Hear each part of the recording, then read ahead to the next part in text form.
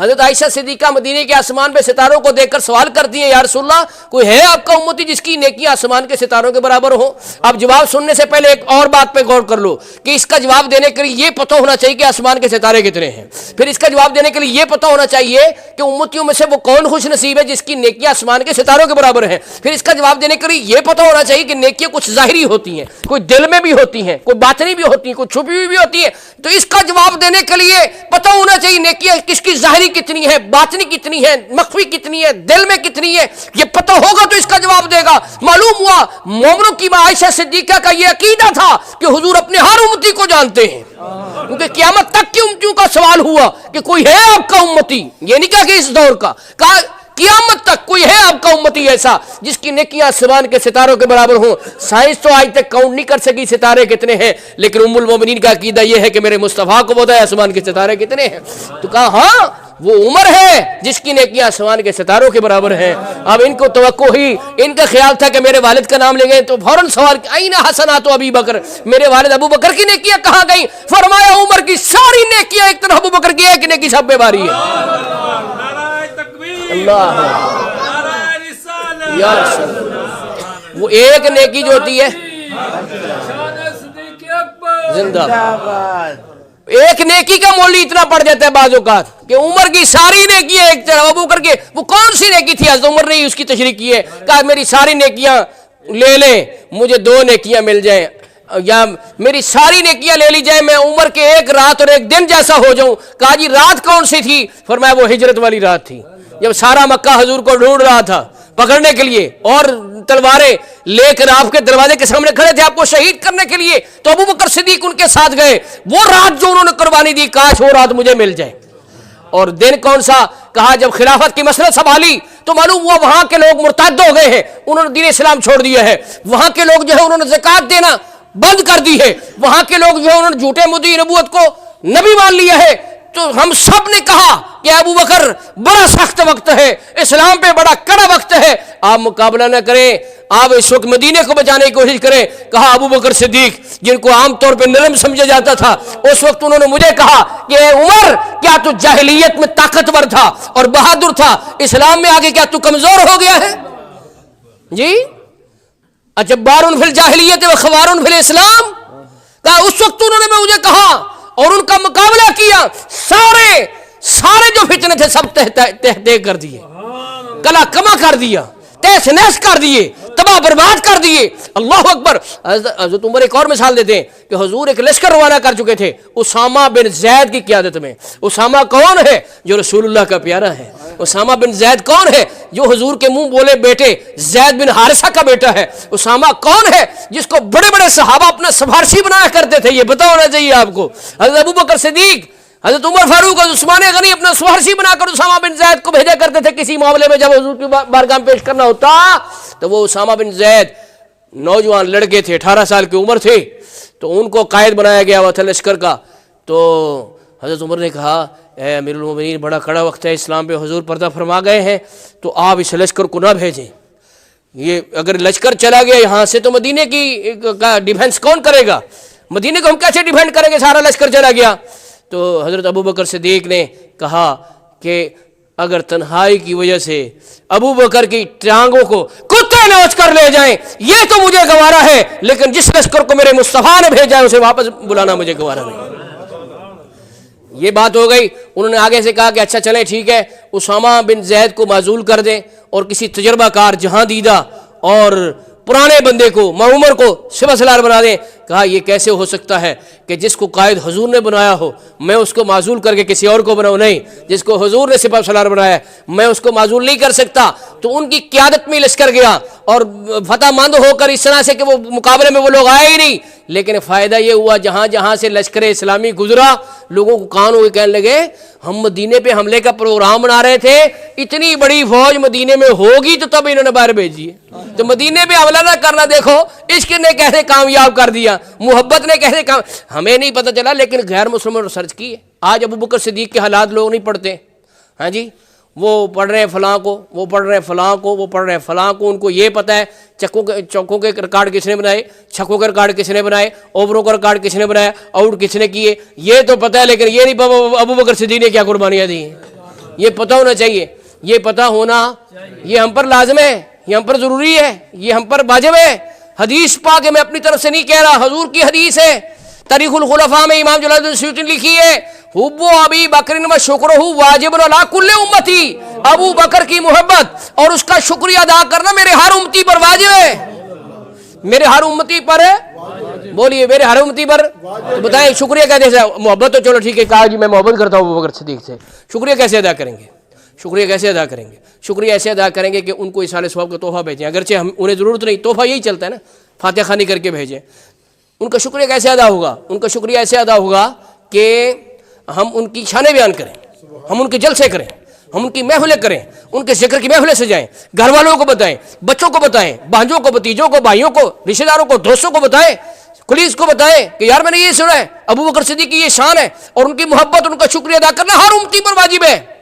اور ان کے احسانات کا عالم یہ ہے، میں کیا باتیں آپ کو بتاؤں، حضور نے فرمایا کہ جس نے مجھ پہ احسان کیا میں نے سب کا بدلہ دے دی، جس نے بھی مجھے دنیا میں احسان کیا میں نے ساروں کا بدلہ دے دیا ہے سوائے ابو بکر صدیق کے، کہ ان کے احسانات کا صلہ کل قیامت اللہ تعالیٰ خود عطا فرمائے۔ یہ شان ہے ابو بکر صدیق اکبر کی، اللہ اکبر۔ تو حضرات محترم، میں یہ عرض کر رہا تھا کہ ابو بکر صدیق اکبر رضی اللہ تعالیٰ عنہ، آپ کی زندگی کو غیر مسلموں نے پڑھا ہے، ہمارے لوگ نہیں پڑھتے، انہوں نے پڑھ کے نا اس بات پر غور کیا کہ یار ان کی عمر 61 سال تھی جس وقت انہوں نے خلافت کی مسئلہ سنبھالی، اور انہوں نے سارے فتنوں کو کنٹرول کر لیا، سارے جو یورشیں تھی ان پر قابو پا لیا، سارے جو منکر تھے ان کو آپ نے تحقیق کر دیا۔ تو یہ آپ کے اندر پاور کون سی تھی، آپ کے اندر طاقت کون سی تھی، آپ کے اندر قوت کون سی تھی؟ جو غیر مسلموں نے ریسرچ کے بعد کیا نتیجہ نکالا، ذرا سنیں، ان کا grand secret of his strength was faith in Muhammad صلی اللہ علیہ وسلم۔ ابو بکر صدیق کی طاقت کا سب سے بڑا راز، گرینڈ سیکرٹ جو ہے وہ یہ ہے کہ محمد مصطفیٰ صلی اللہ علیہ وسلم کامل یقین تھا۔ اس کامل یقین کی بدولت اس کے پاس اتنی پاور تھی، اتنی طاقت تھی کہ آپ فرماتے تھے کہ تم میں سے جو ضعیف ہے وہ میرے نزدیک طاقتور ہے کہ جو اس کا حق چھینا گیا میں اسے واپس نہ دے دوں، اور جو تم میں سے طاقتور ہے، پاورفل ہے، وہ میرے نزدیک کمزور ہے کہ جب تک اس نے جو حق مارا ہے، جو پلاٹ پہ قبضہ کیا ہے، جو کسی کا حق غصب کیا ہے، وہ میں اسے واپس نہ لے لوں، تو میں میرے نزدیک وہ کمزور ہے، چاہے اپنے اندر وہ طاقتور ہے۔ تو مولانا حسن رضا خان وجد میں آگے کہتے ہیں ضعیفی میں یہ قوت ہے، ضعیفوں کو قوی کر دے، سہارا لے ضعیفوں اقویاء سے، دے کے اکبر کا بیاں ہو کس زبان سے، مرتبہ کہ یار غار محبوب خدا سے دیکھے۔ اچھا اب میں نا اس کو سکپ کر رہا ہوں کیونکہ وقت بہت زیادہ ہو رہا ہے۔ تو بات یہ کہ جب آپ کے انتقال کا وقت آیا، وصال کا وقت آیا، تو آپ نے وصیت فرمائی اور حضرت علی شیر خدا کو بلایا، فرمایا اے علی میں تمہیں یہ وصیت کرتا ہوں کہ جب میرا جنازہ تیار ہو جائے اور تدفین کے لیے رسول کریم صلی اللہ علیہ وسلم کے روضہ مطہرہ کے سامنے رکھ دینا اور عرض کرنا یا رسول اللہ آپ کا غلام ابو بکر صدیق حاضر ہے، اگر اجازت ہو تو آپ کے پاس دفن کر دیں، اور اگر اجازت نہیں تو جنت البقیع میں دفن کر دیں۔ یہ اجازت نہیں ہے۔ دیکھو اس سے معلوم ہوا ابو بکر صدیق اکبر کا عقیدہ یہ ہے کہ میرے حضور زندہ ہیں، ابو بکر صدیق اکبر کا عقیدہ یہ ہے کہ میرے حضور سن رہے ہیں، ابو بکر صدیق اکبر کا عقیدہ یہ ہے کہ میرے حضور مختار کل ہیں، وہ جس کو چاہے پاس دفن ہونے کی اجازت دیں، جس کو نہ چاہے نہ دیں۔ کہا ان سے پوچھنا ہے، ادب کا تقاضا یہ کہ خود سے نہیں، ممکن ہے کوئی کہتا کہ جی ان کی بیٹی کا حجرہ تھا تو ان کی بیٹی نے جو ہے وہ دفن کر دیا اپنے والد کو، تو اس میں کیا شان ہوئی؟ کہا نہیں، یہ نہ کوئی کہے کہ بیٹی نے باپ کو دفن کر دیا، بلکہ ساری دنیا کو پتہ چل جائے کہ رسول اللہ نے خود اسے اپنے پہلو میں سلایا ہے، جسے اپنے ساتھ سلایا ہے وہ حضور نے خود سلایا ہے۔ بعد میں عرض کروں حضرت عائشہ صدیقہ سے حضرت عمر نے اجازت لی تھی کیونکہ وہ ان کی بیٹی نہیں تھی، ان کا دیا حضرت عائشہ صدیقہ سے اجازت لینا کہ میں بھی دفن ہونا چاہتا ہوں، ان کے لیے اجازت، ٹھیک ہے نا۔ حضرت عائشہ صدیقہ نے ان کو اجازت دی کہ ٹھیک ہے میرا حجرہ ہے آپ دفن ہو جائیں، لیکن ابو بکر صدیق اکبر چاہتے تھے کہ دنیا کو پتہ چلے کہ یہ میرے بیٹی کی وجہ سے نہیں ہوا بلکہ یہ حضور نے مجھے اپنے ساتھ سلایا ہے۔ کہا میرا جو ہے جنازہ حضور کے روضے کے سامنے رکھ دینا، تو صحابہ سارے اس میں موجود ہیں، صحابہ کا اجماع ہوا، معلومات تمام صحابہ کا عقیدہ یہ ہے کہ محمد مصطفیٰ صلی اللہ علیہ وسلم اپنے روضہ اطہر کے اندر اپنی امتیوں کے بات سن رہے ہیں اور وہ زندہ ہے، اور جس کو چاہے وہ دفن ہونے کی اجازت دیں۔ تو سارے صحابہ اس میں موجود، حضرت عمر، حضرت عثمان، حضرت علی نے تو اس کو دہرانا تھا نا، حضرت سعد بن وقاص، حضرت طلحہ، حضرت زبیر، حضرت عبداللہ بن مسعود، عبداللہ بن عباس، عبداللہ بن عمر، عبداللہ بن عمر، عمر بن العاص، سارے موجود ہیں وہاں پر۔ اور حضرت ابوبکر صدیق، ان کا جنازہ حضور کے روضے کے سامنے رکھا ہوا ہے، اور عرض کر رہے ہیں یا رسول اللہ یہ آپ کے دوست ابوبکر صدیق حاضر ہیں، اگر اجازت ہو۔ اچھا نشانی بھی بتائی تھی، فرمایا اگر دروازہ خود بخود کھل جائے سمجھنا کہ اجازت ہے، دروازہ خود بخود کھل جائے سمجھنا اجازت ہے، اگر نہ کھولے تو سمجھنا اجازت، یہ نشانی بھی بتا دی تھی۔ تو اب انہوں نے دوہرایا کہ یا رسول اللہ ابوبکر صدیق حاضر ہے، اجازت ہو تو آپ کے پاس دفن کر دیں، اجازت نہیں تو مسلمان قبرستان میں دفن کر دیں۔ تو جب یہ پہلی نشانی ظاہر ہوئی، دروازہ خود بخود کھل گیا۔ اور دوسری ایک اور بات ظاہر ہوئی، آواز آئی اندر سے، کیا آواز تھی؟ ادخل الحبیب الی الحبیب فإن الحبیب الی الحبیب مشتاق، کہ یار کو یار سے ملا دو، یار کو حبیب دوست کو کہتے ہیں نا، فرینڈ کو، کہا یار کو یار سے، بیلی کو بیلی سے، فرینڈ کو فرینڈ سے، دوست کو دوست سے ملا دو، کہ یار یار کے انتظار میں ہے، یار یار کے۔ یہ روضہ مصطفیٰ سے حضور کی آواز آئی۔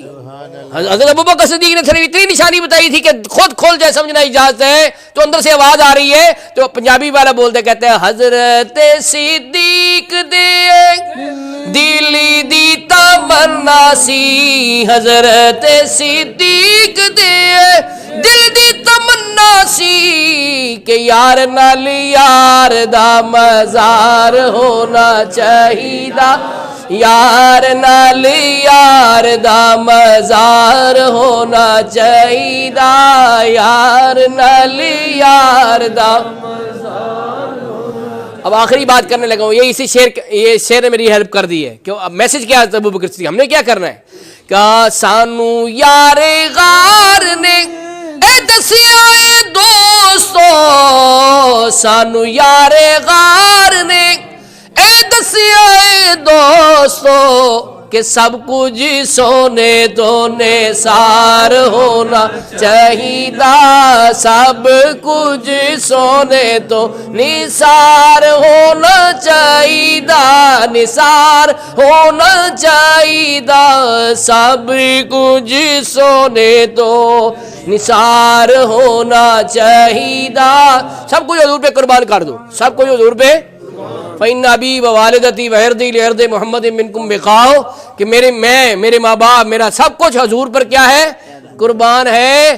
اس وقت بڑا کڑا وقت ہے، فرانس نے گستاخی کیا حضور کی بارگاہ میں، تو خاکے بنائے، تو مطالبہ عاشقان رسول نے یہ کیا کہ اس کے سفیر کو برطرف کیا۔ اصل مطالبہ، مسلمان کمزور ہے نا، اصل مطالبہ تو یہ ہونا چاہیے تھا کہ فرانس کے صدر کو پکڑو، اس کو پھانسی لگاؤ، کیونکہ اس نے کیوں جرت کی ہے حضور کی گستاخی کی۔ لیکن ایک کم ترین مطالبہ یہ ہے کہ اس کے ایسے ملک سے کیا تعلق رکھ کے کرنا جو ہمارے آقا کی گستاخیاں کرے، تو اس کے سفیر کو برطرف کرنا چاہیے۔ سفیر کو کیا کرنا چاہیے؟ کیسے گستاخوں سے ہمارا کیا تعلق ہے؟ ٹھیک ہے نا۔ یا رسول خدا، جو تمہارا نہیں حق نے فرما دیا وہ ہمارا نہیں۔ ہاں جی، ہم نے بنیاد دوستی رکھی یاد خیر البشر کے رشتے سے، جو ہمارے آقا کا گستاخ ہے ہمارا اس سے کیا تعلق ہے؟ تو لہٰذا اس سے تعلق کو منقطع ہونا چاہیے۔ آپ اس بات کی تائید کرتے ہیں؟ ذرا ہاتھ اٹھائیں۔ اللہ آپ کو جزا دے۔ وآخر دعوانا الحمدللہ رب العالمین۔